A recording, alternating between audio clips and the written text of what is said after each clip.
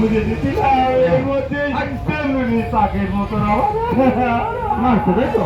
আচ্ছা বাবা, ওই মার খাওয়ার সময় কোনোভাবে কোনো পর্যায়ে দেয় তুমি কি আমার নামটা বলে দিচ্ছ? না না বাবা, শোনো আমার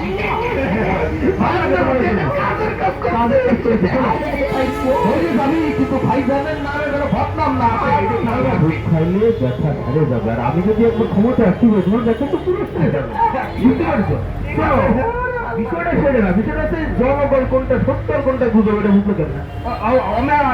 গতকাল নাকি ওই এলাকায় সুজন ওই সুজন যে সংস্থা আছে ওরা ওই ভোটার সচেতনতার ওরা একটা নাটক করেছে। আচ্ছা, সেই নাটকটি এলাকার লোকের চোখ খুলে গেছে আর আমার খুলে গেছে।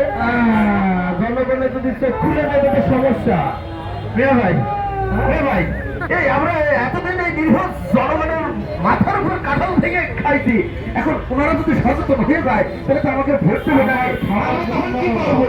আমার খাওয়ার জন্য আপনার সরিষার তেল মাঝে বসে জনগণের তো সচেতন হয়ে গেলে তো সমস্যা তো না।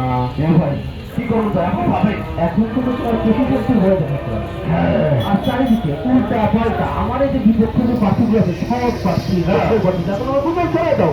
যেই সব এলাকায় যেই সব ওয়ার্ডে আমার ফিল্ড হয় সেইখানে জনগণের মধ্যে ভয় ভীতি ছড়া হবে, ভোট কেন্দ্রে গেলে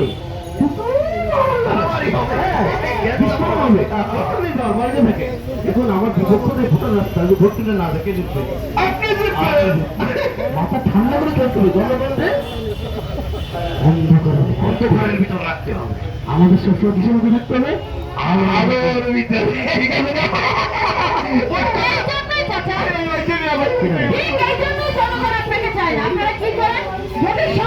সাধারণ জনগণের সরলতার সুযোগ নিয়ে টাকা দিয়ে তাদের ভোট কিনে নেন, আর ভোটের পরে ঠিক সেই জনগণের পকেটে টাকা মেরে আপনাদের পকেট ভরেন, আপনারা খান। কিন্তু চাচা এভাবে কতদিন চলবে বলতে পারেন? এখন তো দিন বদলাইছে, কি ভাই বদলাইছে না? তুমি কোনো কথা নাই বাচ্চা না করে ঢুকে গেলে ঢুকে আমার নামে দুর্নাম করতেছ। মায়ের মানুষের সেখানে সেটা কথা তো ভালো লাগতেছে না। মায়ের মানুষের সেখানে সেটা কথা আমি একদম পছন্দ করি না। মায়ের মানুষের ঘরের ভিতরে একটা সেখানে সেটা কথা দিচ্ছে চাচা কত তুচ্ছ-তাচ্ছিল্য করলে কিন্তু আর চলবে না। এখনকার যুবকরাই হলো আগামীর বাংলাদেশ।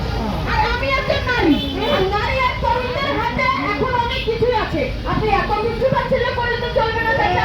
আচ্ছা চাচা, আপনি জানেন মোট ভোটারের বিশাল অংশ রয়েছে নারী আর তরুণদের হাতে। সেই নারী আর তরুণেরা যদি আপনাকে ভোট না দেয়, আপনি নির্বাচনে জিততে পারবেন না।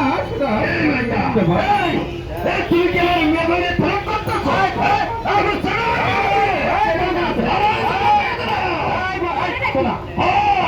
কি করবেন আপনি? কি করবো বলছো না?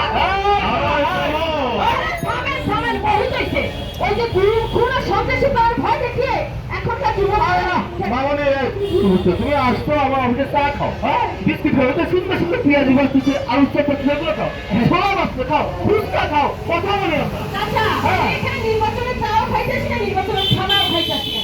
আসছিলাম আপনার সাথে একটু কথা বলার জন্য। কথা বলবো আপনাদের কথাবার্তা শুনে আমার সেই রুচি একদম নষ্ট হয়ে গেছে। আসলে কি চাচা, আপনাদের সাথে কথা বলে কোনো লাভ নাই। কারণ কি জানেন, চোরায় না শুনে কখনো ধর্মের কাহিনী, মানে সব চোর এসে একসাথে হয়েছে। মানে চোরায় না শুনে ধর্মের কাহিনী, এর বিষয় কি? চোর বলার কাছে আপনাকে ভাই, আপনাকে আমার বলেছে, আমার সব বলেছে ভাই, ওই ঠিকই ভাই, এটা আপনার মুখের উপর চুনকালি মাথায় দিয়া কতগুলো বাজে কথা কয়ে গেল, আর আপনি কিছু না করে চুপ করে সব হজম করে গেলেন ভাই। কিছু কইলেন না কেন? কইলাম না কেন, কি জন্য কইলাম না সেটা আমি বুঝাবো না, এটা বুঝাবো ভোটের পরে। এখন থেকে তুমি যেই কথা বলছো সেই কথাটা আমি করো, সরাবা টাকা সরাবা, বুঝেছো? টাকা টাকা আর নষ্ট ভয় দেখা হবে, ভোট হবে না, হ্যাঁ ভোট কেটে মারামারি হবে, হ্যাঁ তাইলে যেসব আমার বিপক্ষ দলে ঘোরা আছে তারা আসবে না, আমার মতো অসৎ অযোগ্য প্রার্থী দিতে যাবে, তখন মানুষ বুঝবে দেশের উন্নয়নের কাছে মন্ডলী।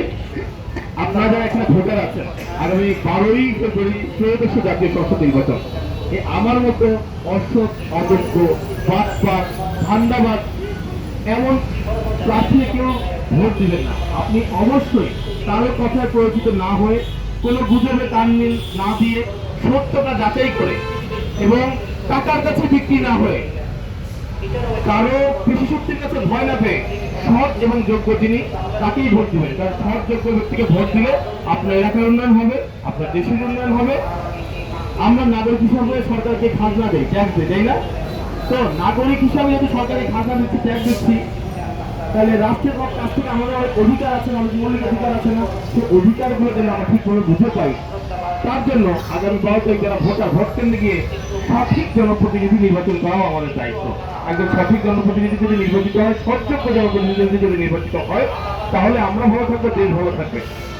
একটাই অনুরোধ, 12 তারিখ যারা ভোটার আছেন সবাই ভোট কেন্দ্রে যাবেন, যাকেই ভোট দেন, যে দলে বা যেই প্রার্থীকে বা যেই মার্কায় যাকেই ভোট দেন সেটা কোনো ব্যাপার না, কিন্তু ভোটার হিসাবে আপনি ভোট কেন্দ্রে গিয়ে আপনার ভোটাধিকারটা প্রয়োগ করবেন।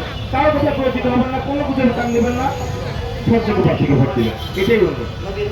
তো আসলে আমরা অফিসে চা খেয়ে যাবেন।